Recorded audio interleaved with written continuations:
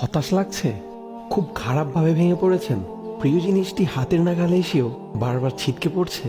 প্রিয় মানুষদের দেয়া আঘাতগুলো কুকড়ে কুকড়ে খাচ্ছে? খুব বাজেভাবে ঠকে গেছেন, অন্তরটা ভেঙে গেছে, কান্না করতে করতে ক্লান্ত আপনি, খুব একা হয়ে গেছেন আপনি। অনেক কষ্ট হচ্ছে আপনার, তাই না?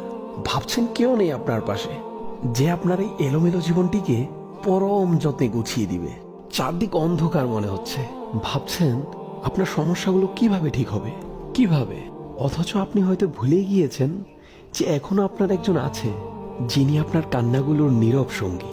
আপনার কান্নাতে যার আপনার চাইতেও বেশি কষ্ট হয়। আপনি আপনার দুঃখের কথা তাকে না জানালেও তিনি ভুলে যান না। যিনি আপনার প্রিয় মানুষদের মতো সময়ের সাথে পরিবর্তন হয়ে যান না। যিনি আপনার চোখ জোড়াবে টইটম্বর করতে থাকা প্রত্যেকটি অশ্রু ফোঁটার হিসেব জানেন। আপনার হাজার অবাধ্যতার পরও যিনি আপনার পাশে থেকে যান। যাকে আপনি কষ্ট দিলেও তিনি আপনাকে কখনোই কষ্ট দেন না। তিনি হলেন আপনার মহান দয়ালু রব। তাই ভেঙে পড়বেন না, এমনকি হতাশ হবেন না। আর যদি ভেঙেই পড়েন, তাহলে ভাঙা টুকরোগুলো নিয়ে রবের কাছে সেজদায় লুটিয়ে পড়ুন। তার ভালোবাসা সুধা পান করুন। বিশ্বাস করুন, বান্দার দেয়া সকল ব্যথা আপনার রব আপনাকে মুহূর্তেই ভুলিয়ে দিবেন।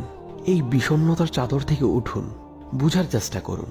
আপনার একমাত্র বন্ধু কেবল আল্লাহ। নিজেকে তার কাছেই মেলে ধরুন। ট্রাস্ট মি, তিনি তার বান্দাকে কখনোই খালি হাতে ফিরিয়ে দেন না।